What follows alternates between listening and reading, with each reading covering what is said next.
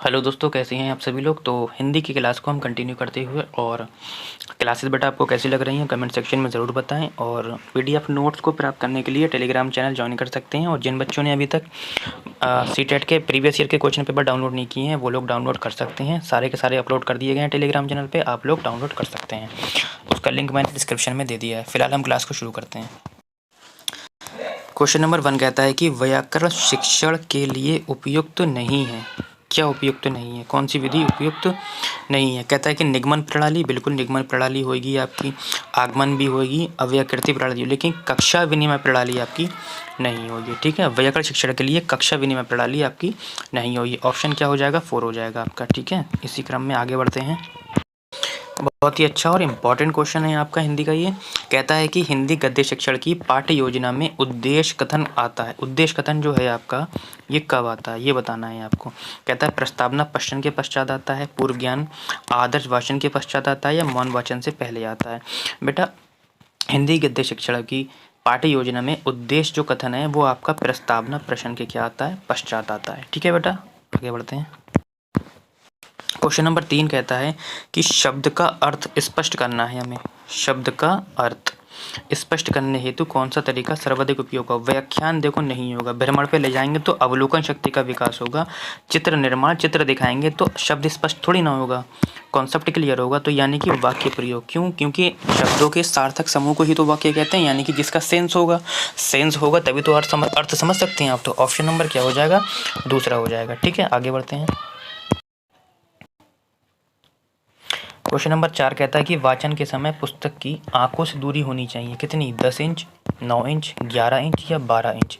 तो बेटा 12 इंच होनी चाहिए। कितनी होनी चाहिए? 12 इंच होनी चाहिए। ठीक है। क्वेश्चन नंबर 5 कहता है कि किस दृश्य उपकरण में पारदर्शी, जिसे हम ट्रांसपेरेंसी बोलते हैं, का प्रयोग होता है। कहता है स्लाइड प्रक्षेपक, जिसे हम प्रोजेक्टर बोलते हैं, ओवरहैंड प्रक्षेप, जिसे हम प्रोजेक्टर में, या अपारदर्शी प्रक्षेपक, ओपेक प्रोजेक्टर, या एपिडेस्कोप में, या फिल्म स्ट्रिप में।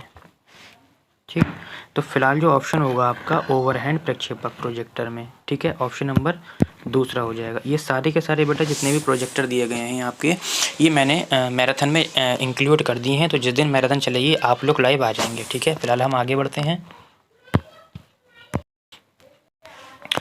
क्वेश्चन नंबर 6 कहता है कि कि मौन पठन के विषय में क्या धारणा होती है। मौन पठन मतलब यानी कि जब हम शांत होकर पढ़ते हैं। ठीक है, कहता है कि एकाग्रचित्त होकर पढ़ने का अभ्यास होता है। इसमें पठन की गति धीमी हो जाती है, पढ़ने की धीमी ध्वनि होठों से निकलती है, या इसे आदर्श वाचन के तुरंत बाद किया जाता है। आपने अक्सर देखा होगा, ये नोट भी करा होगा, जब आप पढ़ने बैठते हैं ज़ोर ज़ोर से पढ़ते हैं तो आप एकाग्र नहीं होते हैं।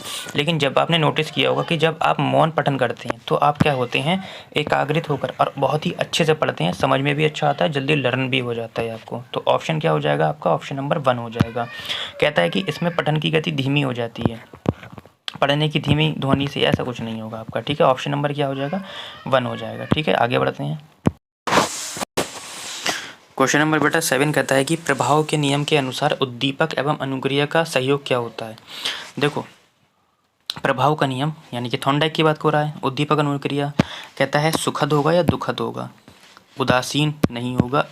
बेटा सुखद भी हो सकता है और दुखद भी हो सकता है। तो ऑप्शन क्या होगा, 3 यानी कि दोनों। क्या हो जाएगा, दोनों हो जाएगा। ठीक है, ऑप्शन नंबर 3 हो जाएगा। ठीक है, फिलहाल हम क्लास को आगे शुरू करते हैं।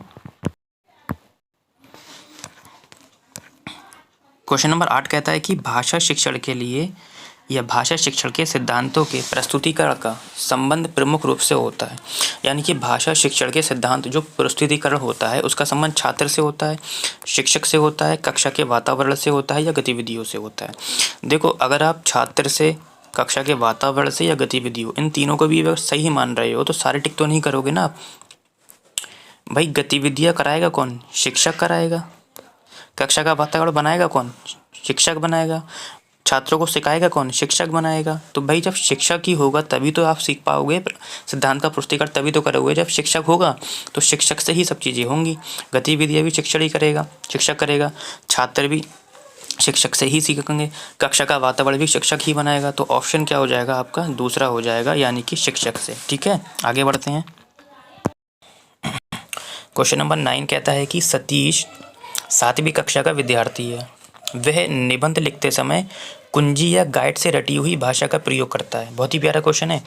इसके कारणों में सबसे कमज़ोर कारण हो सकता है, यानी कि नेगेटिव वाला आपसे पूछ रहा है। ठीक है, क्या है कि सतीश जो है 7वीं कक्षा का है। ठीक है, यानी कि तो वे निबंध लिख रहा है, और निबंध लिखने के लिए सोच का इस्तेमाल नहीं कर रहा है। किसका इस्तेमाल कर रहा है वो, समय, कुंजी और गाइड का इस्तेमाल कर रहा है। तो सबसे कम वाला ऑप्शन बताना है। कहता है उसकी लिखित भाषा पर पकड़ नहीं है। भाई लिखित भाषा की पकड़ तो है, तभी तो वो लिख पा रहा है, तो ये वाला नहीं होगा आपका। उसमें विचार करने का सामर्थ्य नहीं है, हो सकता है। कहता है उसमें विचार करने का सामर्थ्य नहीं है, ऐसा नहीं है बेटा, सामर्थ्य है उसके अंदर विचार करने का, तभी तो वो कुंजी और गाइड का इस्तेमाल कर रहा है। सृजनात्मक लेखन की शिक्षण पद्धति उचित नहीं है, ये नहीं है, ऐसा नहीं होगा भाई। सृजनात्मक लेखन की शिक्षण पद्धति उचित होती है, ये कहता नहीं होती है, तो एक ही ऑप्शन बचता है, उसकी मौखिक भाषा पर बेहद कमज़ोर है। जो मौखिक भाषा है उसकी, वो क्या है बेटा, बेहद कमज़ोर है। तो 9 का क्या हो जाएगा, ऑप्शन नंबर बेटा डी हो जाएगा। क्या हो जाएगा, डी वाला ऑप्शन हो जाएगा। ठीक। क्वेश्चन नंबर 10 जो कि आज के सेशन का लास्ट क्वेश्चन है, कहता है कि उच्च प्राथमिक स्तर पर हिंदी भाषा शिक्षण का एक सर्वाधिक महत्वपूर्ण उद्देश्य क्या होगा। ठीक है, उच्च प्राथमिक स्तर पर बताना है कि भाषा शिक्षण का, हिंदी भाषा शिक्षण का एक सर्वाधिक महत्वपूर्ण उद्देश्य क्या है।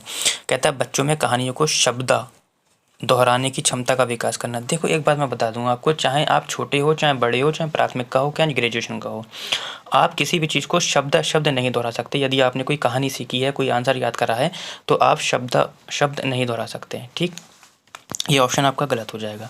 बच्चों को व्याकरण के नियमों को कंठस्थ करवाना, मैंने बताया था CTET में कंठस्थ करना गलत होगा। कहता है कि बच्चों को पाठों के अंत में दिए गए उदाहरणों का अभ्यास करवाएंगे।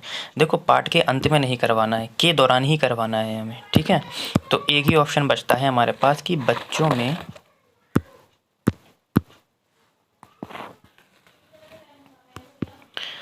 क्या, बच्चों में समझ के साथ पढ़ने लिखने की क्षमता का विकास करना। समझ रहा है, तो ये ज़्यादा ऑप्शन बेहतर होगा आपका डी वाला। ठीक, तो आज के लिए बेटा इतना ही।